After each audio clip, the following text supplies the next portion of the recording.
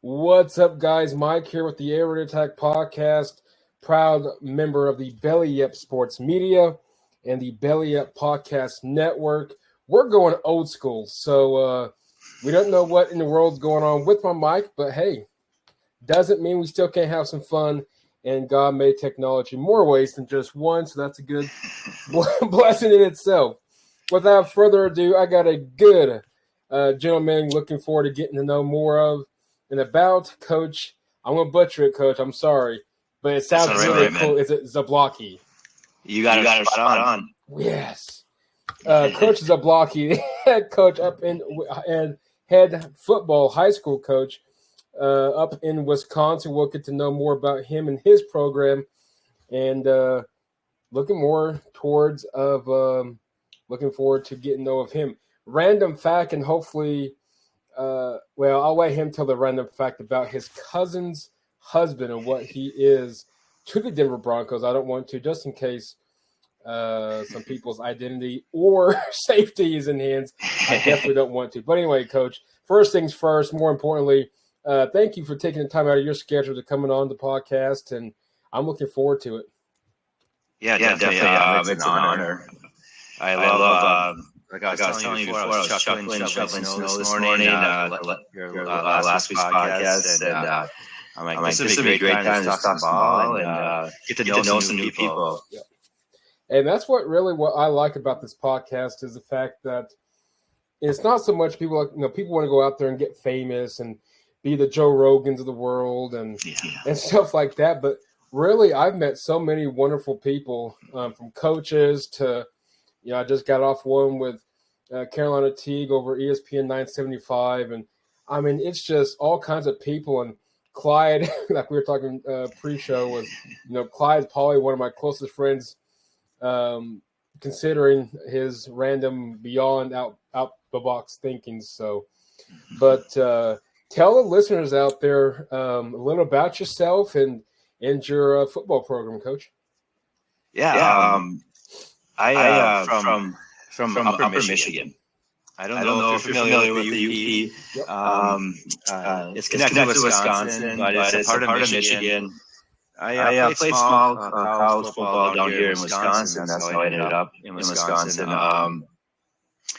Came from a family, great mother, great father, both divorced.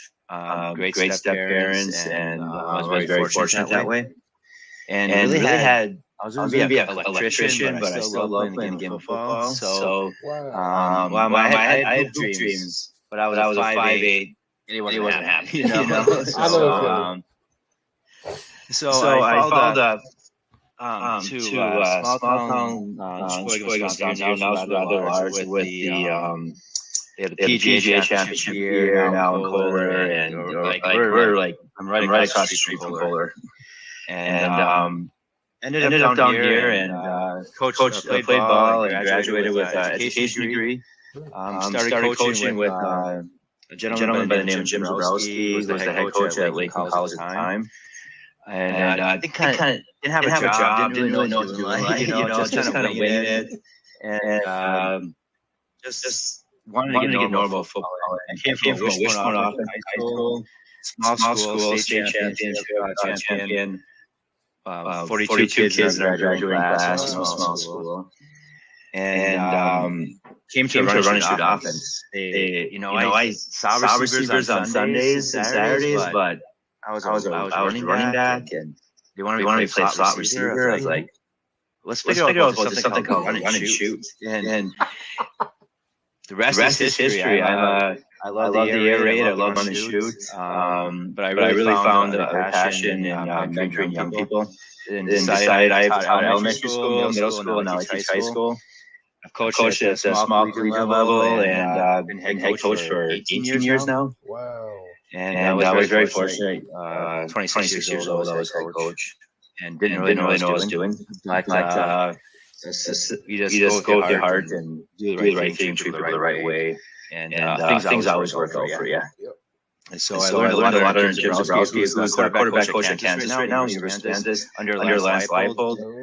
And so learned all my stuff from him. Great mentor. He's still like, I call him, he picks up the phone. He's not too big time for me. learn a lot and just very appreciative from him and all the other coaches I've been around in my life. But I had this goal. I was in the coach college level, and I wanted to make my way up the D1, and my goal was to be an OC at a Power 5. And then I met this young lady, and things changed. And my plan wasn't to get married, just to follow that dream. But she obviously was made me change my mind for a very, very good reason. And I'm so blessed. And for 15 years now, and 3 daughters. And so I chose not to go to college anymore because I wanted to be home and have a family and really focus my attention on mentoring people and young people and helping them along and through the hardships of life. You get through it. I got through it and get through it. And sometimes it's most young people need someone to listen to them. Mm-hmm. And if you listen to them, it's amazing what they do for you. And very, very blessed. That's kind of where I'm at. You're listening to your podcast, and I saw that, and I'm like, listen, like, oh, they're just talking football. Maybe they want this no name on the show, and we'll have some good time. I talk about Lions. So. No, it's no, I enjoy it. I don't know what's going on over there. Anyway, no, I enjoy it. It's and like we mentioned, I think and going back to what you said was, and I applaud you first of all for being an educator. Thank you. Not many gets wonderful respect. Not many gets the respect that you guys deserve. I know here in Oklahoma, I'm not trying to bash our education system, but it's not probably not one of the most greatest. But because unfortunately, people don't want to do it because of the money or whatever the case may be. I applaud you for that, and I think you nailed it. Is the fact that it is, more of like a calling, knowing that a lot of people don't want to. How can I put this? Don't really want to pour into the young people because they don't have the time, if you will, or whatever the case may be. And it's funny, not really funny, but you can pinpoint. I don't know of how like in my life, group of pastors, kids, so on and so forth. So kind of like what you said, is somebody just to talk to.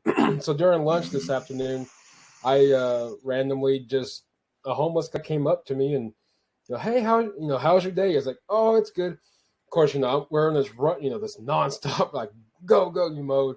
I knew it was lunchtime. So long story short, drove around on my heart. I'm like, you got to go back to that guy. And of course, I'm like, oh man, come on. Nowadays, you don't, I'm not trying to be judgmental, but it's like, you just don't know anymore now that unfortunately. So I went back and bought him some lunch, and long story of it is like, hey, come over here. I'm sure he probably was like scared out of his mind, like, why is this guy calling me to his car? I'm like, dude, I ain't gonna do nothing. I assure you that. But I said, hey, are you hungry? And he goes, well, I'm like, I know you are. Come on. And so he admitted it was the first time that fast food he ate in a long time, so on and so forth. Anyway, long story end of it is, at the end of the day, it's just him talking. I think that's what matters most to him, was like, hey, I really appreciate you just talking. And I'm glad I like how you brought that up, because a lot of people just need that talking, just somebody to talk to. And that kind of leads into the first question is, how do you as a coach, as an educator, parent, obviously a father, so on and so forth, how do you handle negativity when it comes your way, or in the world or country, let's put it, call it what it is, in the world that we're just nonstop negativity at this point? I'll be honest with you. When I first got into high school coaching, head coach 26, I was very fortunate. We made the farthest school history my first year as head coach. I was 26 years old. My head got pretty big. Oh, sure. And lucky I had my fiance at the time ground me somewhat. She did her best. But it took my second year of practice. We lost a bunch of seniors. And I just never forget this young man gave everything to me. His name was Chris Bloomingdale, and I was on him. I was coaching my college, and something clicked with me. I'm like, I shouldn't be treating this man this way. Right. He's not college. He's a high school athlete. He's just playing football because he loves it. And so started searching, and I came across a book called The Energy Bus by John Gordon, and changed everything about the way I coached and the way I taught. And taking those negativity and spinning it into a positive. And what can we learn from it? And I'm going to tell you, it's hard at times. Like when you see that email where you just get F-bombed out by parents because you're not doing the right thing, or they don't see it through your eyes, and we're going to come down and we're going to do this and yell at you. I'm like, how can I change that? It's hard, let me tell you. But I go with Coach Brown from the Last Chance U. Back in, he had this great quote, and it stuck with me. It said, if you don't have haters, you're not doing anything worthwhile. So you're gonna rub. If you do things the right way and follow that right path, some people are gonna be upset, but you're doing it for the right reasons. What's your reason? My reason is young people, and set a great example for them, and show empathy and be positive all the time in the hard times. And that's I just spin everything and take it and realize that parents love their children, and this is through their eyes, and we don't see the same perspective. And you're giving everything for your child, and sometimes you're not going to agree, and you just get in. Okay, we're going to get better from it. When I see this parent again, I'm going to kill him kindness and say that, hey, I'm sure we don't agree eye to eye, but I'm here for your son or daughter. I do have young ladies that play for me, and I'm going to do the best I can. And if we have a problem, then we'll take the next step, and we'll go with administrators. Usually we don't, because a lot of times it's heat of the moment, and we are. And I understand it. I'm good, but I understand it. Just always being that positive. I don't want one of my players or my students or my daughters to look at me and say, "What is coach doing? This is not him." And so I always think of that before I ever react. It helps me keep things positive and create that culture of love. In our football program, and what love is all about. And it's amazing what happened, and how the lives of these young people change for the better. And they start seeing things in a positive light, and very easily go negative, because a lot of these young people are just surrounded with negativity in life. And try to set that example for them. Well, I like that. And I think a lot, obviously I don't know what they were, the demographic of the area and so on and so forth, but seeing it firsthand, at least locally here, I'm sure a lot of those kids will probably look up to you as a father figure or mentor or whatever it might be. And you never know, as you mentioned earlier, is just some of them may want to listen. And I would say when it comes to obviously social media, what are ways that you handle social media, especially when maybe one of your players or even a student, it doesn't matter really so much as a football player or a student, may approach you like, "Hey coach, why is such and such happening? Why are we seeing continuous mass shootings? Why are we seeing," it doesn't, not to get political, but it's the reality world. How do you kind of help them lead to understand, or at least semi-grasp that, unfortunately, as we all, as I tell my kids, and I'm sure you tell your kids as well, is not everybody's nice. As much as we hate saying that, just not everybody's nice. But how do you approach that? How do you handle that situation? Yeah, it happens a lot. Where they come and like, hey, they know that I'm gonna. It's humbling to know that I'm gonna give. They feel I'm gonna give the best answer, or just a truthful answer. And sometimes I don't know. Right. But just go through and try to compare things and try to put ourselves in their lens. And what do you think their perspective is? Why are they doing this? And something we don't know what's going on inside them. And just trying to teach them that empathy and that. We may not understand why they are doing something, why they're posting this, why they chose to take the lives of innocent people. Yeah. So what's going on? What can we do to make it better? Or what can we, if they're religious, can we pray for them? Can we do things for them? Just try to talk to and listen to what they're feeling and whatever they're feeling. We try to relate to something happen, or I try to relate to something happen in my life, and try to really get them to see, and this is my students too, that they have the opportunity to change this. And it's not easy. Change isn't easy. Not everyone goes with change. If everyone would change, we wouldn't have the Revolutionary War. Yep, exactly. And just hey, what can we do, and what can we do for someone? Because maybe that person, all they need was you to say hi to them walking down the street, and that might have changed their whole day, like you did with your story with the homeless man. That's phenomenal. Because you don't know what you could. Not only did you feed him and give him conversation, but you have no idea what you did inside for that man. You could have changed his whole perspective. Like, you know what, there is good in this world. I'm going to make it through this thing. And it's just those little things that you just don't know. So I try to teach them about that and perspective and how they have the opportunity to be the bigger change. Well, I like that. I think, like I was telling the gentleman, I said, what I'm doing, I'm not trying to get famous off of or get, pat on the backs or good Michael. Or I said, dude, I said, I'll be honest with you. I said, and I looked at him, I said, I've never been homeless. I don't understand.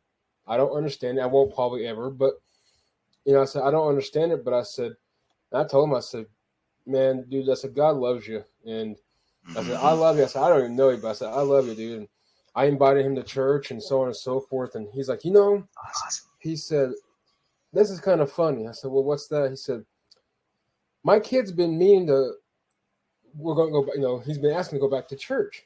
He said, we've been trying to find a church. I said, dude, just let me know. I said, I'll be there. And he says, so if I come to church in this location where I'm at, he says, so you're going to be there? I'm like, just let me know. I said, I'll definitely be there. I said, if you attend a later one, I said, just let me know. And I said, I'll meet you there. So, I think, and I was telling, not many people, I was like, I'm just being me, called from sportscasting to now going to school for ministry. I don't. That's all. I can't explain that one, but but no, I mean, I applaud you there because I don't think a lot of people. I think we missed the mark. And I think I made a statement. I think right after the Uvalde thing, kind of did a little statement on it, kind of out edited and posted it. But it's like I think we as the society, I think we missed the mark because I just don't. I can't remember. And I'm not. I'm sure you're probably in the same boat as. I'll be 35 in March.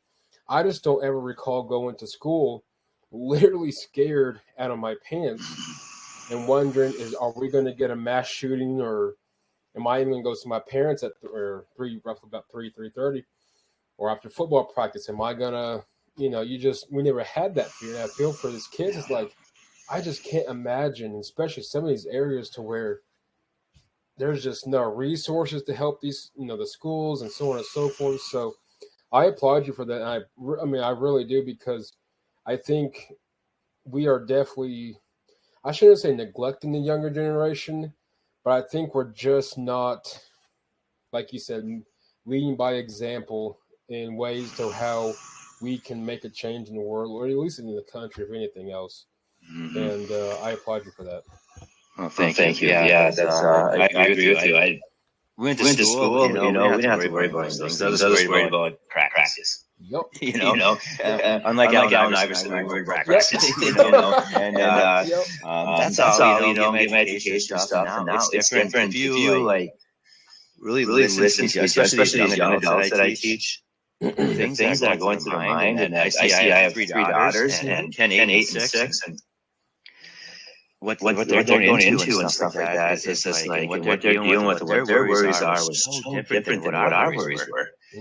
And you just try to equip yourself, but it goes, for me personally, this is me, and I believe you're the same way. You go with the faith, you're here for a reason, to give, not to judge, give back, and give yourself, be the best person to be. And I try to do that for my students as best I can and lead that way.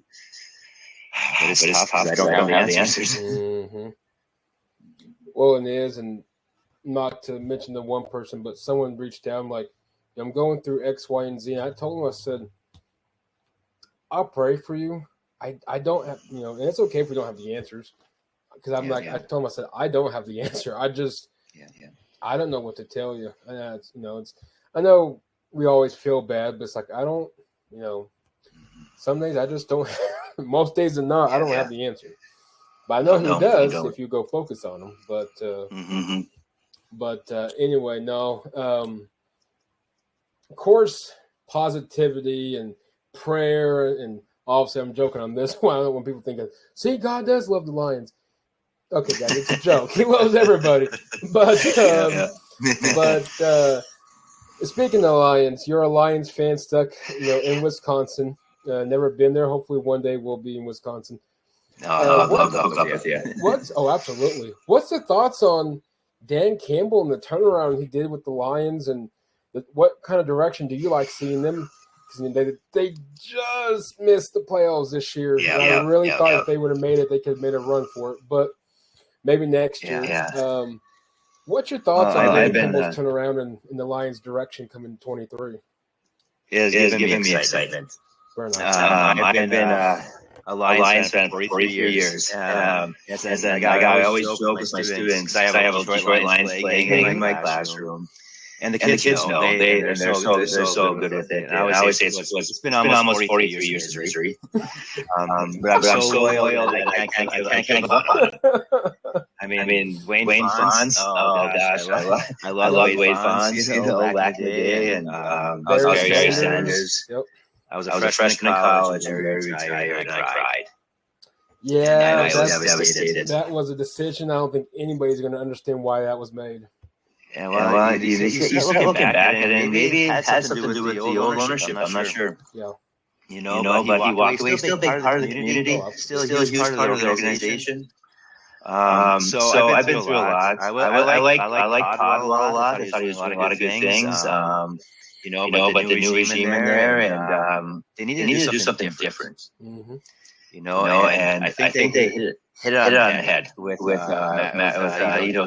Matt Campbell. I mean, not Dan Campbell. No, you're good. I get those two mixed up sometimes. Yeah. I was going to MCC, so I was thinking he gives a fire and passion, and it's what people. So many people say it, but until you actually go to Detroit and see it for yourself, that blue collar, the hard work ethic, he brings that. I mean, I was so impressed with him the first week. He was in the Detroit factory talking to his workers in the Ford Motor factory, and just embracing it. But I really like what he did he surrounded himself with experience, NFL experience, to relate to these people, to these young people getting into the organization and building it. Great. They had, I couldn't believe he fired Lynn the first 2 games his first year. I'm like, I think Lynn's offense is brilliant, fine. But he did, and he called plays, and then look at Ben Johnson. I mean, gosh, he was doing great, and I really like the creative, but I give to the new ownership what they're doing, and then Holmes, he is a talent seeker. Like you look at what they found in Houston and Rodriguez, Joseph. I mean, all these guys that are really contributing, and so it's just giving like hope, and people have bought in. And what impressed me as soon as the season was over, you have all these veterans like Jamal Williams and Alex Alzone, Bugs going into the ownership. Brad Holmes say, "Hey, we'll take a pay cut. We want to stay here, though." Mm-hmm. I mean, that doesn't happen very often. Especially with young dudes, and show something about the culture. And so I'm excited. I was. It's funny because right across the hall from me, my offensive line coach is a history teacher too, and he's from Michigan, so he's a Lions fan too. And when they traded, they're like, "Oh, Goff is going to be 1 year. They need to draft all these people." Give Goff a chance. Mm-hmm. He's not too bad. He's solid. He's finished football. And he told me, Mark told me at the end of the season, he's like, "Hey, stay the season. You're right." And I'm like, well, just give him a chance. He has some coaching, you know? And so it's changing that culture. And that's a buzzword culture, but you really see it affect the professional level. And so you always hear that it's a business in the NFL, which it is. But this kind of shows you it's a little bit different there. And they're really building something special. So it's exciting. It's how I'm fired up. Well, I think rightfully so. I think of any organizations in Cleveland, I think they're just cursed. But I think of all the organizations, I think Detroit, the one I kind of like, way to go, guys, because I think you guys been through a lot. And like I said, Cleveland, I know they got their misery, but some days you're cursed. I mean, you look at the Cubs, and it took them 100+ years to win one, and now they can't get back there. So you never know, I think. But was it that Mark and I we said we could write a book on all the things that happen in Detroit Lions in our lifetime. And he's a little bit older than me, but not much. And from anything from the Megatron catch that was called incomplete in Chicago, the Hail Mary, the record-setting field goal. I mean, the list goes on. So it's fun to see them beat them in Green Bay. It was great. And what I really like, Dan Campbell is so he's just as it is. He's on their interviewing us highline. He's like, there's no doubt we want to beat them and send them home. You don't usually do the politically correct thing. Yeah. He's like, no, we want to beat them. Yeah. And so it's like, I'm like, all right. So it's fun to see. I know I would personally run through the wall for that dude. I think he's got the troops rallied, and I'm sure maybe they're missing a piece or two, maybe not. Obviously, I'm sure you guys will address it in the draft and during the off season. I'm sure, but no, I'm with you. I think you guys are on a good note, and of course, as you know, I'm a Denver guy, and we haven't seen many winning seasons lately. Not to, we've had more winning than losing, but since Peyton Manning's days, we've just fell flat. From a non-biased standpoint, kind of get your perspective. Yeah. What is the issue in Denver? I know they thought they fixed the quarterback position. Russell Wilson, obviously, 10 times, name-wise, 10 times better than what we've had the last 7 years. Obviously, his play was tough to see at times. Coaching's been hurt, up and down. What, from your standpoint, in opinion, what do you think was wrong in Denver this year as to the Russell Wilson season 1.0 kind of fizzled kind of quick? Yeah, that was surprising. I thought Wilson played here in Wisconsin, and so we got to see him, and he seemed to have that natural leadership, and he was not quite tall enough. He still got done, and running Paul Chris, who would develop great quarterbacks. I think the chemistry wasn't quite there. He had chemistry with Carroll, who didn't into the offense, but with that coaching staff, he was there, and for a time, it's just not overnight. And I think this was the last episode you had, you kind of hit on the head a little bit. That Hackett and him just weren't quite. You could see it wasn't the same. As you saw in Seattle, where he knew this read, boom, we're going this way. It was like more trying to waiting, trying to make the play happen. I thought, they look banged up. I know I'm a Quinn Miners fan. He's from Wisconsin. He's great too. I love that dude. I got Quinn Miners dirt and stuff like that. Fear the Valley and stuff. And but I just think there was this disconnect. I didn't believe in Hackett. If you don't have they're not in the belief here. Not getting things done. You can lose the chemistry quickly and faith and hey, let's win next season. And it's just tough. It just seems something was missing. Pinpointing exactly what it was. And I'm not sure. I love it. Like in the last podcast, Hackett doesn't want to coach now. Someone said that. It was awesome. And I'm like, that's going to be fun. I don't think he did for Denver, though. And this wasn't – you got good receivers. You got home run weapons. Mm-hmm. You have a run game. I know you got Gordon's another Wisconsin boy. And you had it, and it just wasn't clicking. But then Hackett left, and nothing's going. Mm-hmm. So as an outsider, you see that maybe it wasn't coach, maybe they didn't have the connection. He does know the game of football, but if you don't have buy-in of everyone, it's hard to get things going. Does that make sense? I don't know. No, it does. I like the input because, and on the last episode, well, the one that's got recorded will eventually be one of the newer ones, but Carolina and I talked about, and this might be an issue. I think we've seen it quite some time, is coaches continuously, I remember Sam Bradford. I know I'm kind of showing the age now, but I remember Sam Bradford. Younger than I am.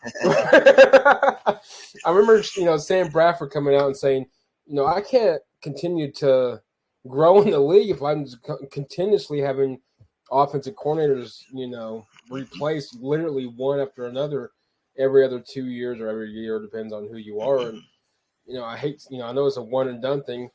Do I think Hackett was the issue? And I told Clyde, and it goes back to with Drew Lock. The offensive line still, I think, is missing something. I don't know if it's Lloyd Kujenberg at the center. I like, Reisner. I like Quinn. I like all them. I don't know if it's at Glasgow. Is it on the, on the? I think he's on the left, on the right. I mean, I don't know, but DeMarco Ryans from San Fran. Mm-hmm. I know he's top commodity. Of course, Sean Payton. I know he's the biggest topic, but their asking price I think is a little. I don't know, but I don't know. It's really like that's a high asking price. He's obviously really mine. Oh, he knows how to do it. But that's first round pick. You get rid of your top first round pick. Seattle right now, but you still have one via Miami, was I believe. And so get rid of all those picks. It's like, and will Sean Payton bring you to the Super Bowl? That's the question I always see. Like when the Stafford trade, was the Rams going to bring the Rams to the Super Bowl? He did, so it was worth it, right? Because banners last forever. You get first round picks again. Yep. And so I think there's maybe is the line. I'm not. It's just it wasn't a lot of time, and your expectations when you trade for someone the caliber of Russell Wilson. There's no grace period. You got to win. You got to win. Don't say let's ride. You got to win. And it wasn't there right away. And with my connection to the Broncos, I watch them, I follow them, and it's just better. I drafted Russell Wilson in fantasy football. He was gone after week 3. Same here. Yep. Same here. I got what's his face from New York? Giants. He did great for me. Daniel Jones. But I think because the Broncos have a great fan base. It's a great city. I lived in Denver for summer. I lived in Aurora. I worked for my uncles out there, family out there, and I love the area. And they have such a loyal fan base, and they have the pieces there. I thought Russell would be there, so there's some kind of disconnect. And as just a small time high school coach, when there's that disconnect, it falls on you because you're the one. You're the leader. You're the one setting the example. And even for grown men that are phenomenal athletes, you're still the example. And they need to follow you. If they don't, it's very obvious to the public. Well, absolutely. And I'm with you on that one. We went to Denver. Let's see, my grandmother passed June 11th of this past year. So we went May. Yeah, that was tough. We went May of Memorial Day weekend. We took the kids out to Denver. First time for all of us, and that was a blast. She ended up getting Mile high sickness. What you call it? I really didn't do much. Altitude. Yes, altitude sickness. Yeah. Thank you. Yes, I knew altitude, and then the second time, her and I just went, and we went to Denver, Arizona game. Of course, lost out because Russ had a concussion. Kyler tore his ACL. I'm like, well, here we go. We got a bunch of backups, but they still love their team. The Boo Birds were out, but no, that fan base is passionate. I think tailgates and everything else, but I just don't know. It makes me a lot. Oh man, if there's a stadium tour, kind of like Fenway. Unfortunately, Yankee Stadium's torn down, but a lot of these older historic stadiums, I can just imagine just being in. But I think Denver does play Detroit next. I think. Don't hold me to it, but is it in Denver? Let me pull up a quick look. Let's see. But my Denver 2023 schedule. We'll talk here and talk about if it is. No, it's going to be in Detroit. So correct, yes. Okay. Maybe the year after they'll be in Denver then. That would be cool. Because I'm fortunate. Like you mentioned before, my cousin's husband is the mascot for the Denver Broncos. Great dude. I don't know if I can say his name or not. So I'm a whole lot on it. I think it's a lot of it. Not supposed to know. You would never think he'd be a mascot. But he's a cool dude, and just like the stories he tells and stuff like that. It's like if you don't mind me, my uncle was. I'm gonna tell you. Sorry. But the last Super Bowl they were in, my uncle went with his daughter. Got tickets going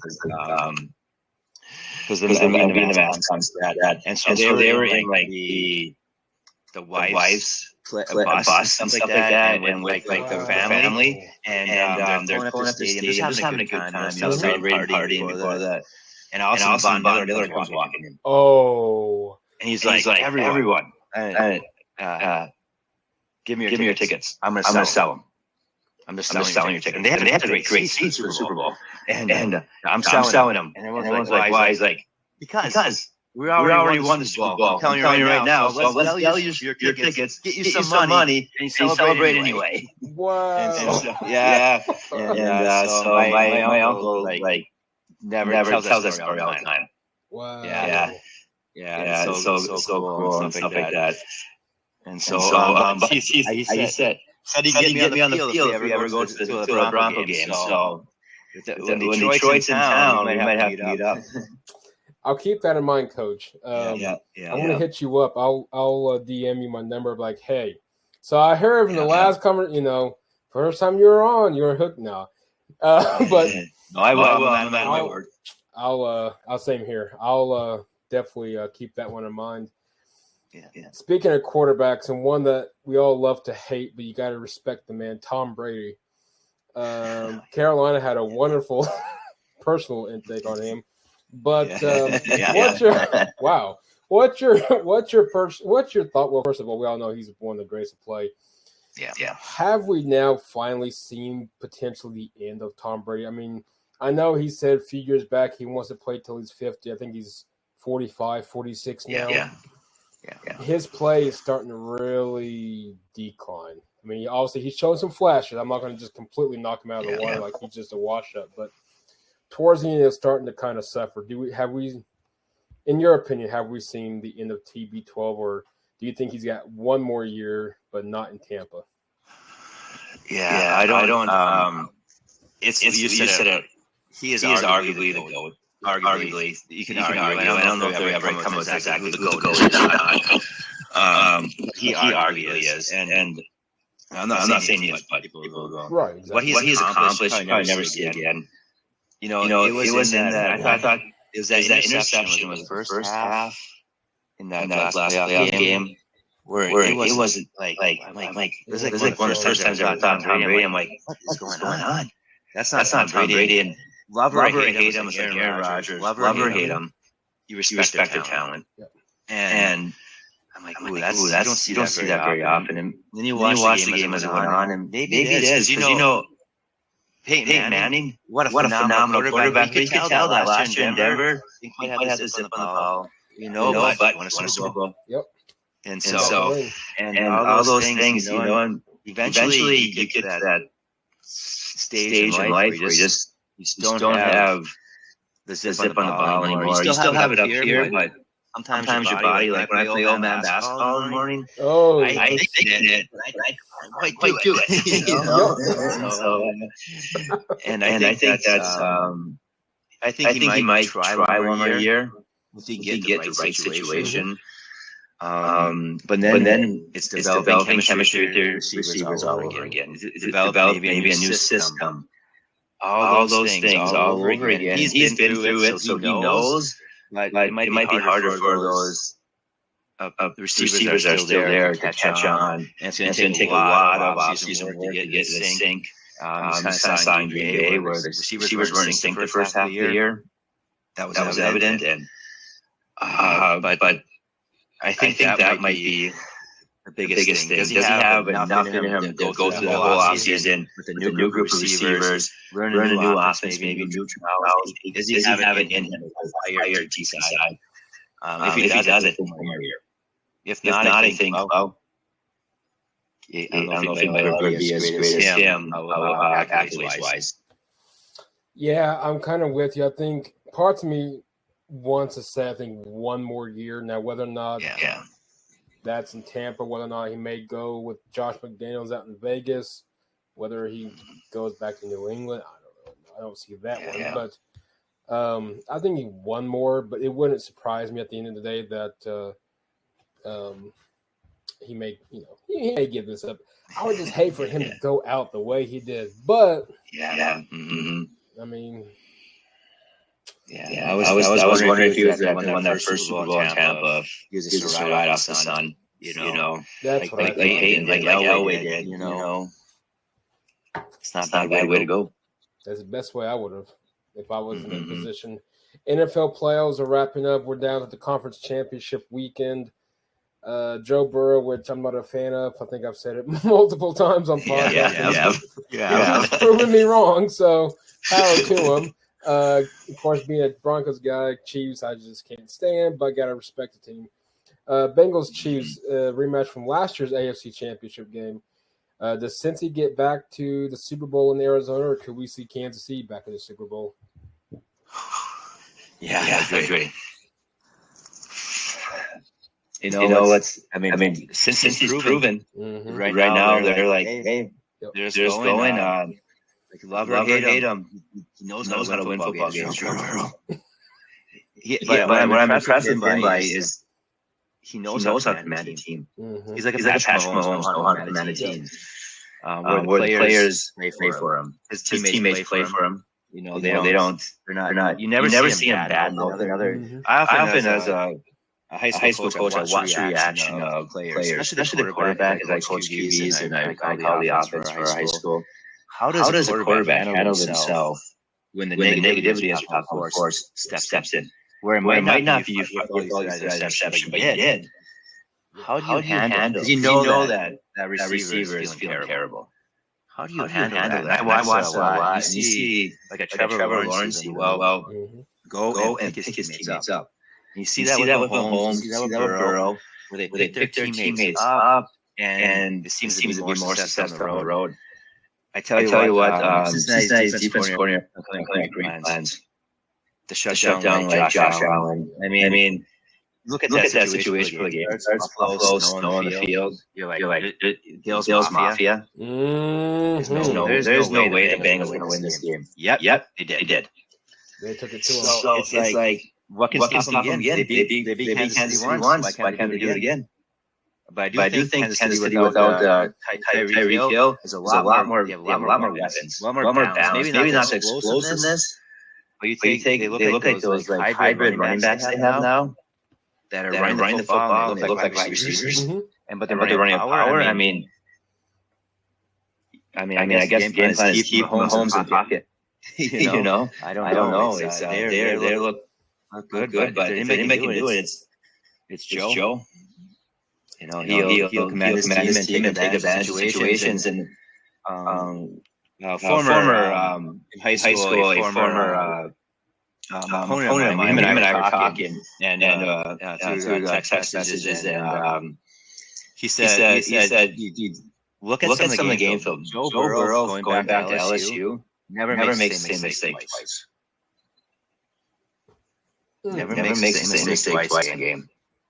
And I started looking at stuff. I mean, Jared is right. Mm-hmm. He does. He learns from those, and then he does, and that can really help within those high pressure situations as well. So there's I don't know. Who's the heck of the game. I think Kansas City will learn from last year, and give Cincy everything they have. But if they let Cincy hang around, how can you not give it to Joe Burrow? He's I think on the NFL preview show, which I think consisted of, oh man, how many people? 8 or 9, 7 or 8 people I heard. Yeah, that was a lot. But probably won't ever do that one again. But we still do a preview show, just not that many people. But anyway, I think I called Joe out saying that since he was a fraud, I think beginning of the season, since he was a fraud, they won't get back to the playoffs, let alone the Super Bowl. So, I'm striking out against Joe. So you're almost right. They started off. Yeah, they did. Yeah. And a buddy of mine, Dan, who hosts the Time to BS podcast, he thinks it's a personal bandana I have against Joe because Joe destroyed us in the Peach Bowl against Jalen Hurts in Oklahoma. So, I promise it has nothing to do with that. So yeah. There was my buddy. It is an interesting question for you. My buddy, tweeted on Klein Time 99. What happens if we didn't have the transfer portal? Would we have Joe Burrow in the NFL? Right, that's crazy. How those things change someone's life like that. Nuts. Well, it is, and I'm glad you brought the transfer portal up.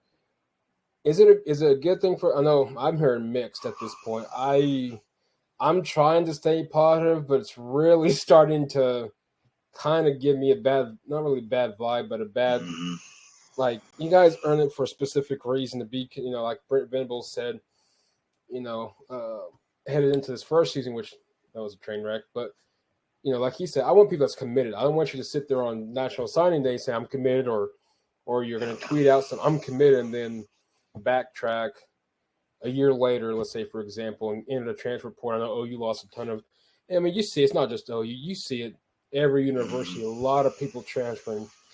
Is a transfer portal starting – is one, I guess how I should say is this. Is a transfer portal eventually going to hurt college football, or where do you see this at along with the NIL? Because I guess I'm old school when it comes to the NIL. My thing is, you got the scholarship, you got the free ride, you got your room and board, you got your book, you got everything paid. But, I see their side and I get it. But anyway, is the transfer portal actually going to hurt college football? The start thing, it's a just change for all of us. I think, there was the first proposal where you only could do it one time. And then that changed. And I think, sometimes you find yourself in a situation, especially someone made a good one time, like if a head coach leaves and that head coach recruited and you gave because even I played small time college football, but I gave everything that coach recruited me. I was playing for him. I was playing for the Muskies across my chest, really called the Muskies, and but then my coach left, and I liked our new head coach, but he wasn't the one that recruited me. So if something like that happens, if coaches can leave, I can see maybe giving the opportunity. Hey, you got one time transfer portal. I see that. I think it's unlimited. It's like, I don't get my way now. I go somewhere else. Now you have like all these thousands of student athletes looking for a new home.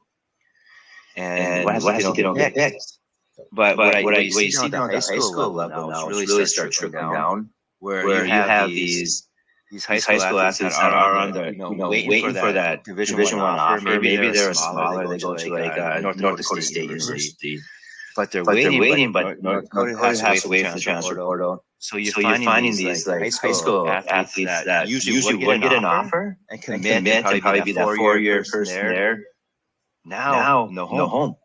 And what do I do? So a lot of have to go to the JUCO level. So it's like a shift in everything because of this transfer portal. It gets some exciting players, at times, like Jalen Hurts was in town and stuff like that. It does do that, and it's good for universities too. But I think what people don't really see is the trickle effect it has to go with the high school kids, and now they have to be okay with moving around. When you might have like a high school kid just wants to be at one place only, and now they have to go to JUCO, then have to find another place. Maybe that's a lot of moving around. So I think that has negative effect. I think there should be a limit with the NIL too. If everyone has the same, you only can make so much money. You can't make this $1.3 million in quarterback in Florida. That's because Texas has big boosters. Oh, absolutely. And stuff like that. And you see like Coach Prime in Colorado. Bringing a whole crew in, and because the transfer portal is really going to change Colorado and Boulder. Oh, absolutely. And so it's positive and negatives. I think there needs to be restrictions to it. I like that one. Yeah, I'm kind of curious how Coach Prime does in Colorado. Of course, he did.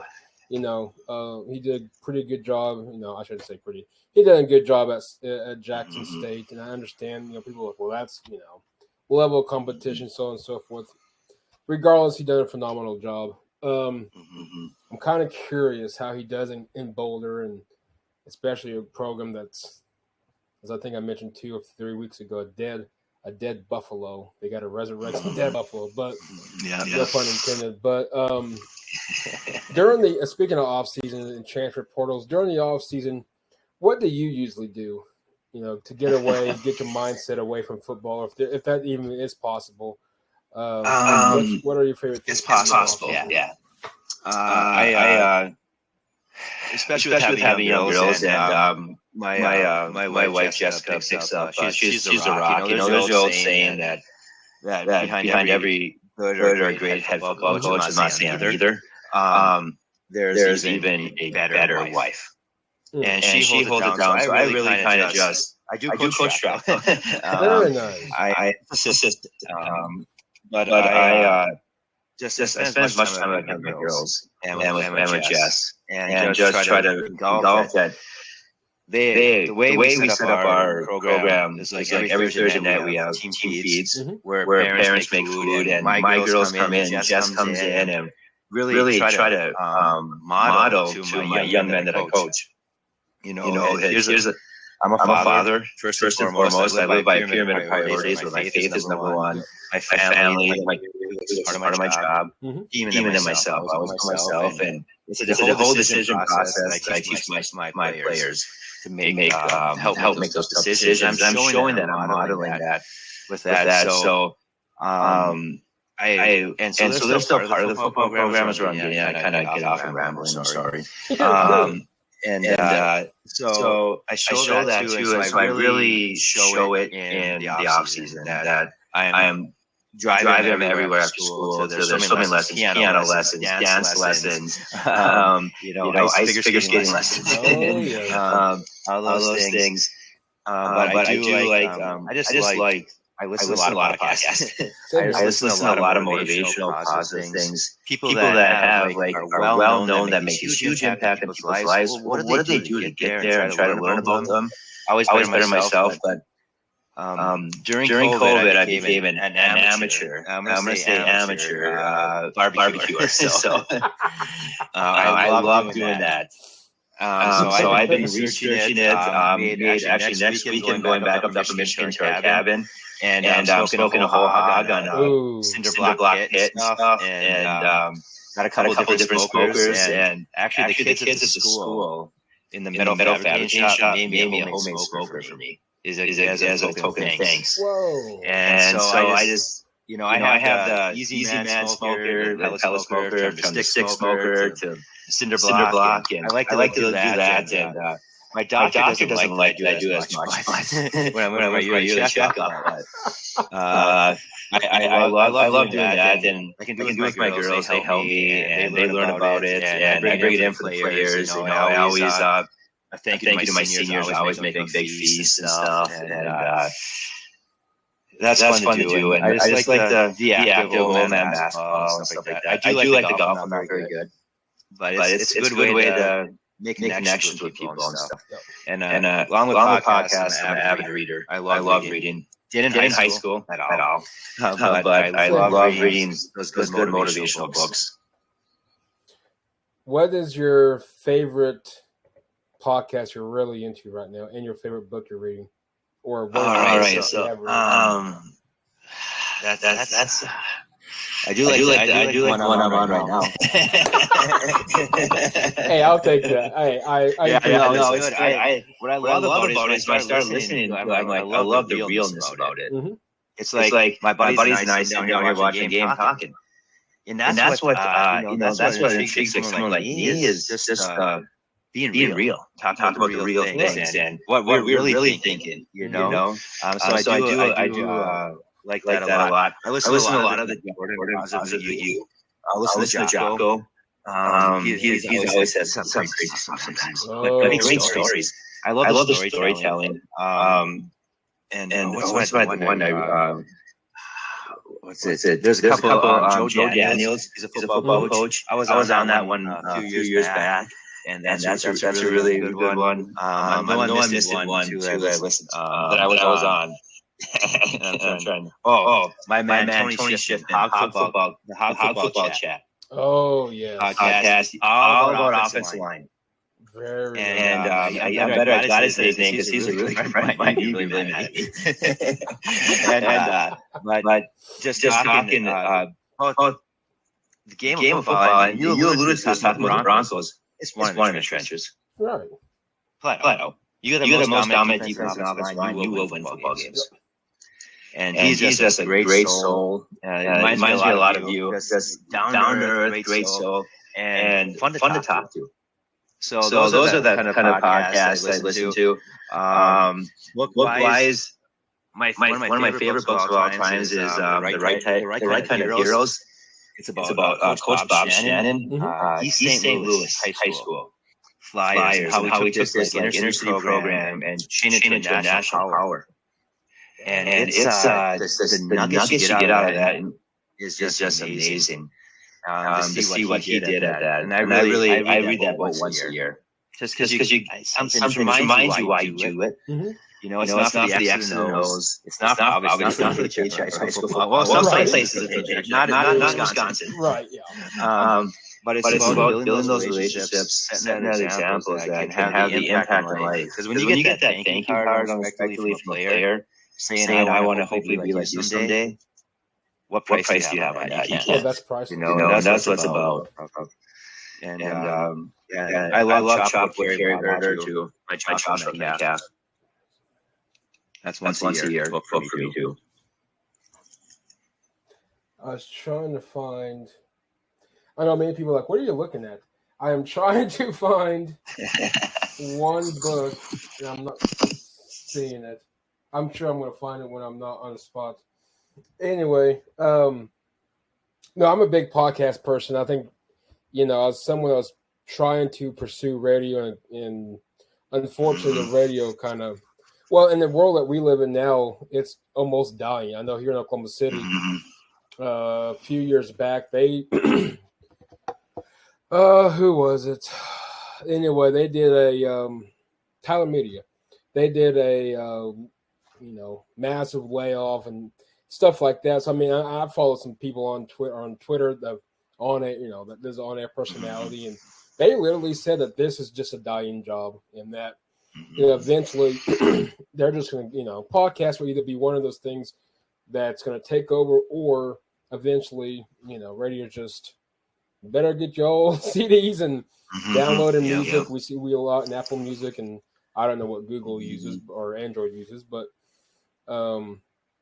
But no, in the one podcast I recommend, one, he's a good buddy of mine, so I got to give him some props, is the Defining Moments podcast. It is Wong. He's on Twitter. Let's see here.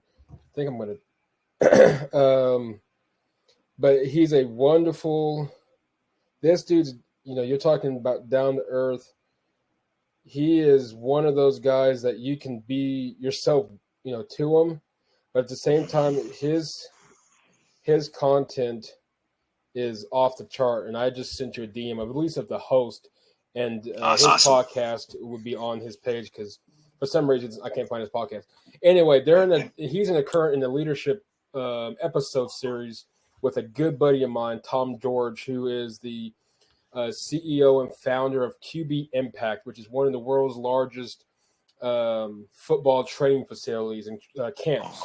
And he's had camps down at AT&T Stadium, and I know Hawaii's had them, and certain locations in the country's had them. And I know he's offered, for me to come down, like, hey, just, come down, just check these kids out. I don't follow high school football much anymore like I used to, but I know here in Oklahoma, all the schools out east are the ones that always win state. So us schools in the west, whatever, because we know the schools in the east are going to win. But anyway, no, Defining Moments podcast, undefeated. Wong Lam is phenomenal. And then who I also added on your DM is Coach George, phenomenal guy, Navy. He shoots it straight. I think I love it. Yeah, he shoots it straight. Those two guys are huge inspirations to me. So I know that you'll find them very motive, and I think you'll enjoy his podcast. But wonderful leadership. He gets people. I mean, we always talk, and I'm like, where do you find your people at? Because he's broad, and mine's starting to get there, but I'm still bringing it home. But he goes, he's got players, he's got politicians. He had our governor Stitt on, and so he's but good stuff. I don't think there's a moment you can't sit there and like, I didn't gain nothing out of it. So I'll see on it. Yeah, that's a huge podcast. I would highly recommend, especially right now in their leadership series. Yeah, that's what my job is to develop leaders. And so I love reading anything, listening to anything. Just so much. I have experience, but so much more out there that I need to take and digest. A few last questions for you. I know you're I'm sure ready to call it a night. How many inches of snow were you shoveling today? And the reason why I asked this is because 3 or 4. Wasn't bad. So the reason why, because we just had snow on today's Thursday, Wednesday, no. So Tuesday, I don't think we barely got 2 inches. So here in Oklahoma, we literally most of us literally freak out. 99% of us, me on the other hand, I'm like, cool. As long as there's ice, I'm perfectly fine. The 99% of it's like freaks out. You see, talk about the economy booming. The grocery stores are packed. It's just insane. I'm like, cool for 2 inches of snow. That's what it finally ended up being. But no, I was kind of wondering because, I know in certain states, like we went to Denver, they just got a snowstorm after we left.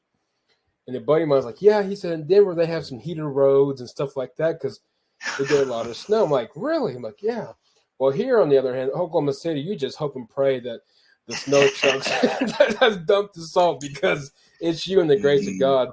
But I know we're supposed to get supposed to get some ice Monday, Tuesday. Ice. Yeah. Now that I won't be on. I won't drive on ice, but it's not worth it. No, like my dad always says. He says, son, it's you and the grace of God. That's all he says because he said, no break or nothing's going to stop you. He said, you're just going to stop eventually, but where, I don't know. So like Mike, I grew up in Upper Michigan. Mm-hmm. And if you look at Upper Michigan, it kind of looks like a fish. And I lived at the top of the fin. Small town called Lincoln, and we over 3 inches a year. Like I grew up driving on snow-covered roads. Whoa. Yeah. So 16 years old, I was in a ditch a couple times. you know. That's crazy, but you're right. I was just taught, you hit ice, you let it go. Yep. Because you're not going to control anything. And it happened to me one time where I ice, right, let it go, and ended up in the ditch. Easy, I was able to, with my 1984 Subaru, able to get out of it, you know. Yeah, that's that ice. Yeah. Wow. I know some people, I like especially different states. I love having them on, and even different countries. I've had a rugby player on, and Australia, which is interesting. I'm about to have one from cool. It's the Oslo. It's OSLO. I want to say Sweden, but she's in the OSLO time zone, whatever that is. Wow. I want to say it's Sweden, but she's big on leadership. That's another one that I'll shoot you away. And that's one I'm really looking forward to. But she goes, shouldn't say I'm on TikTok religiously, but I post videos from time to time. But she's like, diving in this ice water. I'm like, that makes no sense. Now, do you dive in ice water or fish ice? I've had an ice fish multiple times. I don't anymore. I moved on to Wisconsin. I kind of got into hunting and things like that because I was farther away from the cabin and stuff. I jumped in ice water. I love taking a sauna. The Finnish hot bath. Sweat lodge, and you go and so I'll be heading up to the cabin and I'll get it fired up. You're just sweating. It's just when you get out and you're strong, you run and just dive into the water or dive in the snowbank. And it's like such a refreshing feeling for about 10 seconds. And you're like, oh, it's cold. I gotta get it. But it cleanses your body, and I just feel so much better and alive and awake with it. Yeah, so I have done it. We used to do it and then jump in Lake Superior, which is like the largest freshwater lake in the world, second, that never gets warm, ever.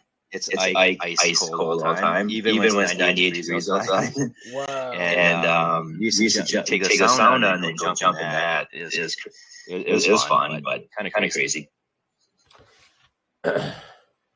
Here's one for you. I'm kind of getting your thoughts. I know a lot of people during this during the pandemics and so on and so forth. So rewind to 2020, if anyone wants to remember that one.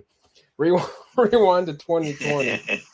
COVID hit sometime in March, something like that. So anyway, the world literally shuts down, but the country, the states, so on and so forth. Obviously, I don't know the conditions in Wisconsin at that time. I don't know if how much of you guys were closed, how much of X, Y, and Z. I know here in Oklahoma City, after a certain time frame, literally every business was shut down or was shut down for months on end, or so on and so forth. And you can't go to hospitals unless you were, your temperature checked and your mask and all that stuff. And so anyway, for me, a life lesson. That's kind of what I'm getting at. What kind of life lesson did you learn during COVID? For me, for example, in April, my dad had a massive stroke, nearly almost died. And his health is just, unfortunately, respectfully, just declining. But, blind at the time, he was blind out of his left eye, bleeding in his brain. He's, we thought, man, this ain't good. So I'm like, man, I can't go up to the hospital because, they won't let you in. And so anyway, he comes out, goes through whatever he can. Obviously, leading up to today, he's completely blind and memories. It's sad. You see people go through that, but it's hard. It is, yes. Family or not, it's just I can't believe, but it is life. But it's tough for me. I would say because I don't show it a lot, but to me, it's like I don't appreciate time. If that makes any sense, like back then it's like. Yeah, I'll do it tomorrow. My dad would be like, So when are you gonna come over and mow the lawn? I'll do it tomorrow. So I'm always putting off. So ever since then, I'm like, my dad may call my mom, for instance, since he can't see, but hey, dad wants to know, but I'll do it tonight. Okay, that's cool. Because even though I know he's gonna say, well, do it tomorrow, you don't know what tomorrow's gonna be. Like my grandma, for example. Real quick, and then I'll let you answer is that Thursday before she passed on a Saturday, the week of the 11th of June, her and I had one final conversation. Well, end up being our final conversation. And I love this old lady in much. I ain't gonna lie, this Christmas was tough, not because she wasn't here, but because that older generation knows how to make holiday food and cookies and brownies. And nobody can beat that. I'm sorry. Sorry to my wife. Nobody can do it. But anyway, her and I had a good conversation, and I told her, I said, I'll see you tomorrow, and I'll also come back this weekend. She didn't say a word. Now, I ain't going to sit there and tell people I know what dead people are about to say, or people that's about to pass away are going to say, but they know. And now don't even tell me, I don't know. It's too freaky for me. But stuff like that, and I knew in my heart, I'm like, I walked out the door. I said, Grandma, I love you. Oh, I love you too. And her and I were close. I was close to my dad's parents. And I said, I love you. Oh, I love you too. And she bawled and bawled. And so anyway, I told my dad, I'm about to leave. He said, okay. My mom, I told her one more time. I said, Grandma, I want to see you. Not a word.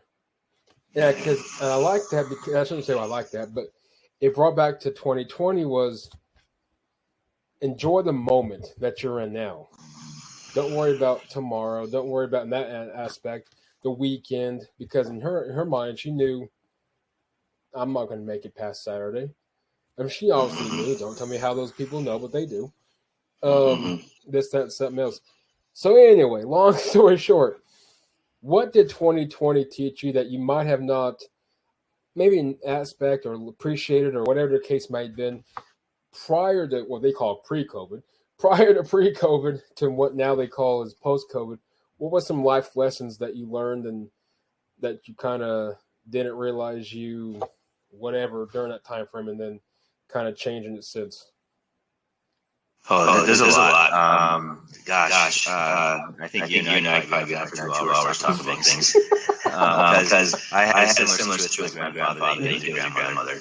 And you can't see it, but I'm all padded up in the arms here. And they're all due with my honor my grandfathers and things like that, and my family.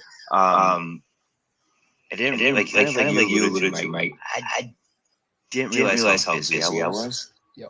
How I didn't take time to appreciate things, and it was something that both Jessica and I both discovered. Like we wow, we were really so busy not to stay back and to enjoy the moment, and this made us like we were exercising together, doing all these things, just playing with the girls on the yard, and doing all these things, and just sitting down and having a family dinner together every night. So we make it a point that, and some nights you can't, Friday nights you can't for football, but we sit down and have dinner together, and we stop everything, and we talk to our girls about their days, kind of like you grew up with, but just enjoy that, enjoy their conversation, their excitement, and sometimes their crabbiness and things like that. But just take that all in and realize how grateful we are, and how lucky we are to have a roof over our head and most stable jobs, and we didn't lose our jobs over COVID. And we were able to still do things with our families, and it was inconvenience to wear a mask everywhere, but we're still be able to do things. Right. And it wasn't about me, it was for the betterment of people and things. That really hit us. And so we still do our things. We're still good, but we always make sure that like Saturday is always okay. What are we going to do as a family? Mm-hmm. Are we just going to go sledding? Are we going to go bring the girls to the ice rink? Are we going to play games? Or something simple like that. That really hit home with us during this pandemic. And then just being really grateful for where you're at in life.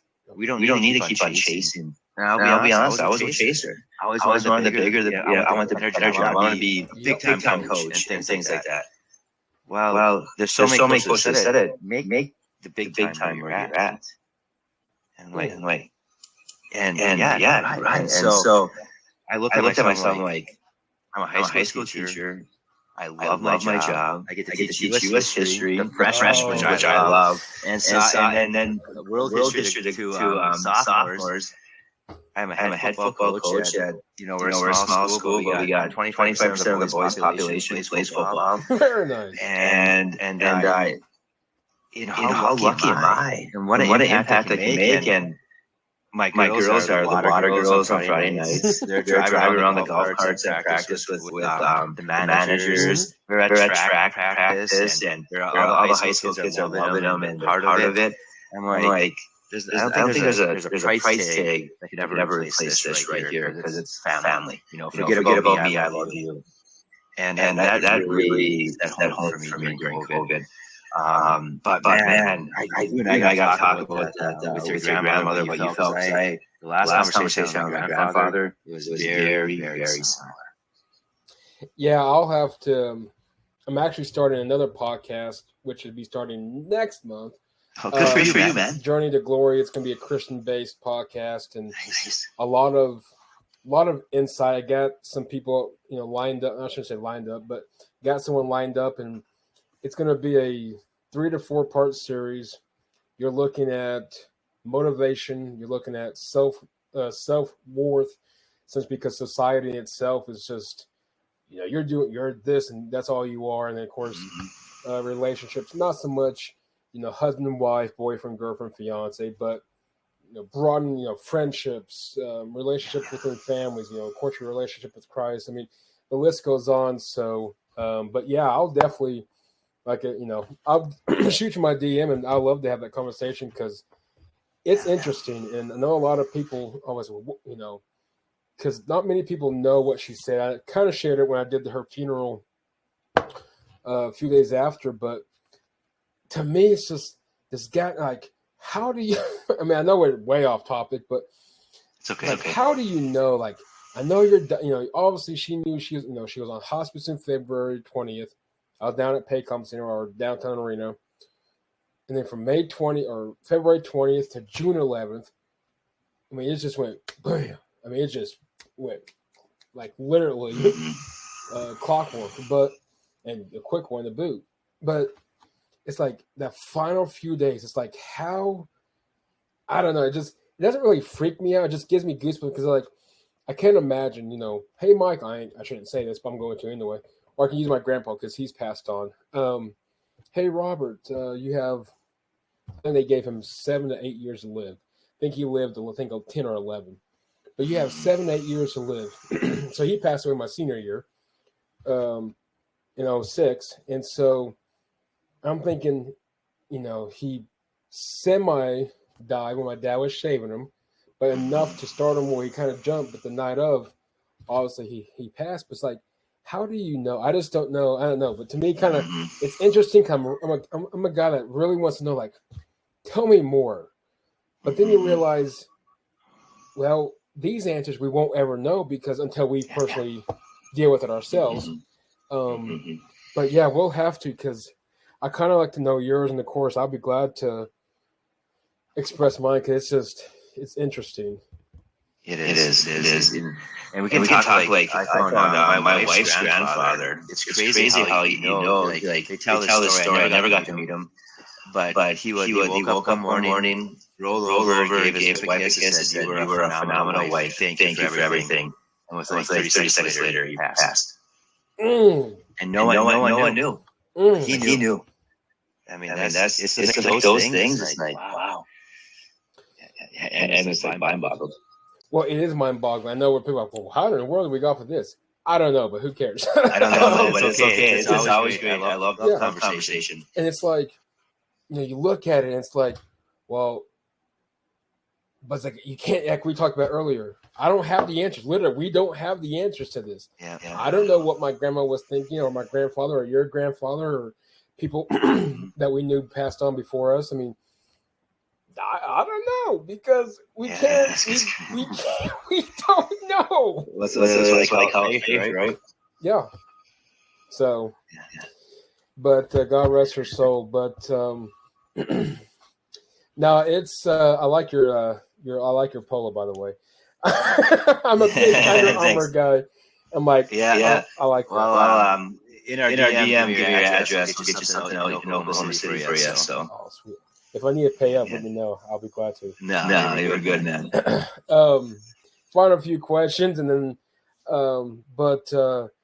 so me and Wong, we always talk about. That's the host of the Defining Moments podcast. Cool guy. Yeah. We always talk about legacies, leaving a legacy. What are we working up to? Like, for example, we walked. Him and I work in the same building. He's on 7th floor. I'm on 2nd.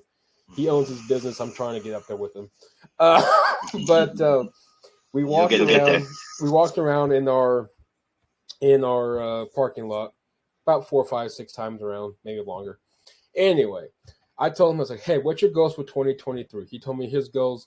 And same question. I said, "Here's my goals." When it looks back and said, we're working on building a legacy, living a life that obviously one is respectable, but at the same time it's a godly one, or even if you don't believe in God, it's however perfection to you that you look at it, whatever the case may be. What kind of legacy, when you look back, I'm not referring to we were talking about death, but what kind of legacy when that time comes? First off, I guess question 1A, legacy as a coach / teacher, and who knows, principal and all that stuff. We don't know what may work out down the road. And then 2, as a husband and father and son and, of course, friend and everything else. What kind of legacy are you trying to build and want to leave behind for that when that day does come? Yeah, that's a great question. It changed from when I first started now. As my profession was a teacher and coach, and if I can, I don't want to be known at. I hope I leave the legacy that he led a life according to family. Forget about me. I love you. Where I talk about what love is. That's a giving of yourself, the betterment of someone else. It doesn't have to be the love like you have between you and your significant other or your children, but you willing like you did for the homeless man. That's love. Yeah. And to give that, hey, Mr. Z, Coach Z, he was a family man. He lived by it. He was empathetic. He was kind and nice to everyone, no matter who you were. What you believe, disagree, didn't matter. He set the example to forget about me. I love you. Mm-hmm. If I can leave that with the people that I had the privilege of being a coach or teacher to, I can't ask for much more than that. As a family man, kind of the same thing that I'd give anything. I'd give and do anything for them. That live by that pyramid where it's my faith and this is my wife and it's my daughters. If Jess came to me today and said, Chris, I need you to not coach. I can't do it. It's not even a second thought. Right. I'm done. I'll coach again, I'm sure. It's my life. She never liked football until she met me, but she does. But to believe that, know that I will sacrifice anything for my family, for my daughters, for my wife. And I'll always put whatever my needs are in the back burner. If I can leave that and hopefully set the example for my 3 daughters of what a halfway decent husband is and father, that's the legacy I like to leave for my family. I like that. I think I respect that more than I would say, someone saying, well, I've heard this once and they don't, I don't think they listen to the podcast. And if they do, maybe they realize, oh, he does think about me. When this person, individual said, I want a certain amount of likes on TikTok. I want a certain amount of, and literally it was materialistic things. And so I talked to this individual. I'm like, that's cool. I mean, that's cool. I mean, hopefully your followers is because the reputation, or at least they like you, not so much of, however TikTok people get their followers, I don't know. But I do know, but Yeah. Anyway. But I like that because that's more realistic, but at the same time, that's more of a priority. You know what your priorities are, set them, hey, here's set forth. I mean, the homeless guy, literally I'm pulling away. I kind of sat back. I kind of want to see, because I knew he was talking about his son. He said, I got to fix my son's bike. Now, I don't know the living situation, why he is. That's not my business. I'm not going to get into it. But when he even said that, he said, even though I can't see my son for whatever circumstance going on, none of my business. But he says, I still want to make sure. And he literally made sure his son's bike, so his fiance or ex, whatever the situation is, literally came by with the bike and he fixed it. And he got on his mirror. I'm like, even as horrible of a situation, even though he made it out to be as, hey, I'm really not in bad shape. Talked about the sleeping bag he has. It's actually one that a neighbor behind the park gave him, that could, because we had a real bad cold a few weeks ago, and it can hold up to literally below zero. It's a really heavy duty, nice looking bag. But like I told him, I said, and I told you, I know I'm repeating myself from earlier. It's like, I told him, I said, I can't understand the situation you're living in.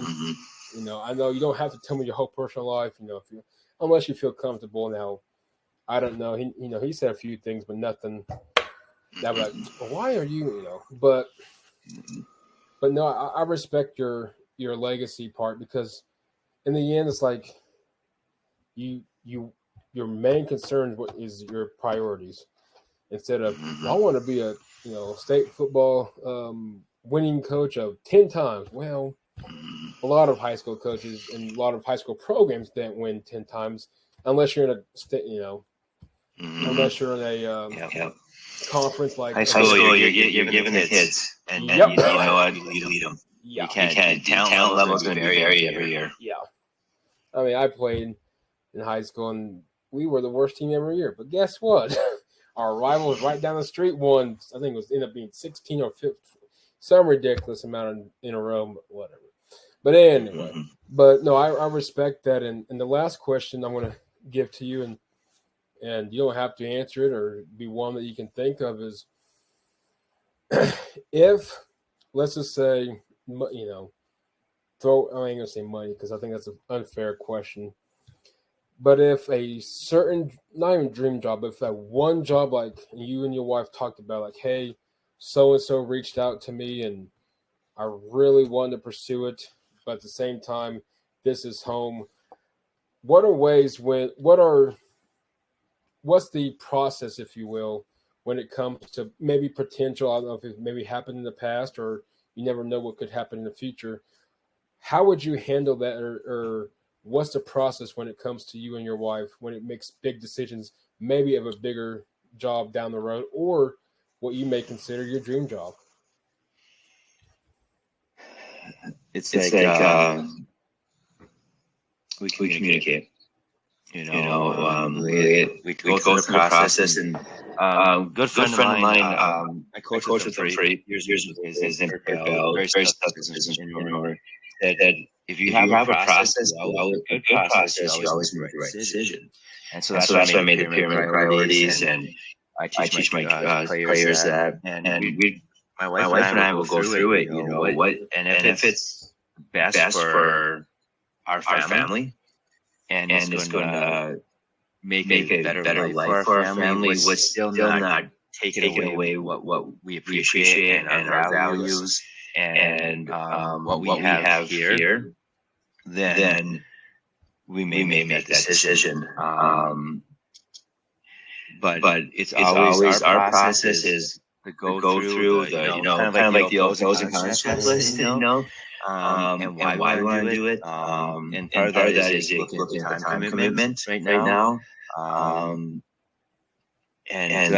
we have been through this. We've been through it. I've had a few. I've been fortunate and recruited for a few head football coach jobs. And when a while back came. What happened was the unions were kind of pulled from Wisconsin teachers, so it kind of was like full game. People wanted to recruit people and stuff. And so I've been very fortunate to have been a part of the process. So we just looked at it. There's times where we said it's not right for our family. It's going to cause tension. Or it's going to be too much time away from me. I'm not going to see. It's not an area I'm comfortable with. And then there's times like right now where we did move the family because it was closer to her family, which is the same town where she grew up in. Nice. And now my mom and dad are down here. They moved down here to retired. And so it was the right situation. But just being honest with each other. And then for me, it's like I don't fixate. This is the job I have to have. Because it's not the job I have to have. It's not the best for my family. And it's because I don't need it. Even though if the University of Wisconsin, I'm not University. I like fickle. But if they were called and it wasn't best for my family, it's not what I even though I'd love to be just at that level. I'm not nearly qualified to be there. But it's not what's best for my family, and so that's what we do. And there's been a time where I had to make that decision where I was just had dreaming about the things that I could be doing at this new job, but it wouldn't have been. And I believe that when I made that vow and that commitment to my wife, and she knew she was a coach, and she knew what came with it. But I believe I'd break that vow if I would have went against what we made that decision together. I hope that makes sense, not too roundabout. Yep. What about Wisconsin Whitewater? Oh, I was recruited by way back in the day.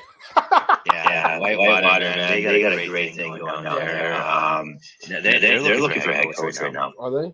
Really? Yeah, they are. Yeah, they are. And so, but here, you got different levels of football. We have the T3. We have the WEAC, where you have like University of Wisconsin Whitewater, University of Lacrosse, Platteville, Oshkosh. It's like they compared to SEC of D3 football. Gotcha. And it's interesting here in Wisconsin because there's one D1 team. Right. And that's it. And they have a good system of schools here, state schools, which keeps the tuition down for students if they're in-state. So if they're not getting recruited by Wisconsin, they go to Whitewater. They go to Lacrosse. They go to Oshkosh instead of leaving the state. We do have now that like PJ Flack in Minnesota has really integrated Wisconsin. Michigan State's coming over here now. Michigan is here. Ohio State was here in Wisconsin. More kids are getting pulled. But for the longest time, D1 kids were playing like D1 walk-ons that are getting full rides in North State now. We're playing at UW Whitewater. Wow. Yeah. And so it was unique for Wisconsin. And so that's why you see guys getting drafted from the WEAC league. That's my I did not know section of the day. Interesting. Yeah. Good old Wisconsin over here. So. Have you ever been to Oklahoma City or Oklahoma in general? I drove through. I went and picked up my brother in Phoenix, Arizona. Very nice. And then drove straight through from Phoenix to Wisconsin. And we drove through, and we know. But I heard it's beautiful. I loved your I went back like a few weeks ago and listened to your very first podcast. Going through all like. Oh, that was really good, man. I loved it to learn the history about the Oklahoma City and the sports teams and things like that. Way back. Yeah, that was. It was good. I was listening. I'm like, this is good stuff. Yeah, that's first. Holy. So we want to visit for sure. Well, you're definitely, who knows when you visit, but if you do, definitely let me know because I will. It's Six Flags Frontier City, but you got an amusement park up north, which is in Edmond. You got Whitewater Bay, which is a water amusement park. Downtown, I can't describe how that thing's just boomed. Of course, Paycom with the Thunder. But there's so much down here. I know I give it a wreck sometimes because you go to Denver and you go to I'm a huge Dallas person, but Texas, I like San Antonio. I'll put it that way. San Antonio, we've been to Waco, we've been to Dallas, and I don't think I could live in Dallas, or Waco, but San Antonio, that's a little tough. Denver's another one. Like, man, I don't know how I can't move up here, but anyway, I know. As far north as I've been, is Sioux City, Iowa, for me. So Okay. we had some. Well, I still got some family up there. I don't see them as often because most of them, unfortunately, has passed away. But the crew's still hanging around. But it's not bad down here. Not bad. No, I've heard great just phenomenal things. I'm not just saying that. I'm with you right now. But no, I've heard great things about the city. Yeah, it's if we can get our education system figured out, and if we can get some West high schools back to winning state championships and not the Tulsa schools, I would say we're probably we're good. But yeah, we'll see. Needs the right guy in there to create the right culture, you know. Exactly. Now the coach up in, I can't think of his name right off the top of my head real quick, but up in Bixby, he's got that program just steamrolling. Yeah. See all over Twitter. All over Twitter. Oh yeah, Bixby High School. Yeah, that's about an hour and a half, 2 hours from me. Yeah, he's got that thing rolling. That's I've been watching some of there. Like you see now people doing cut-ups in his games and stuff like that, and what he's calling and things. It's like, hey, you know, he doing good things. And hey, I can't knock him. Well, Coach, it's been an honor having you on. It was fun. Definitely going to do it again. I'll DM you my address and, of course, my number as well, and we'll stay connected. And anytime you want to come on, let's do it. Yeah, definitely. Anytime. Especially if you need the Midwestern NFL take. I probably know just as much about the Green Bay Packers as I do the Detroit Lions living here and stuff. I usually go to at least one Packer every year. It's fun.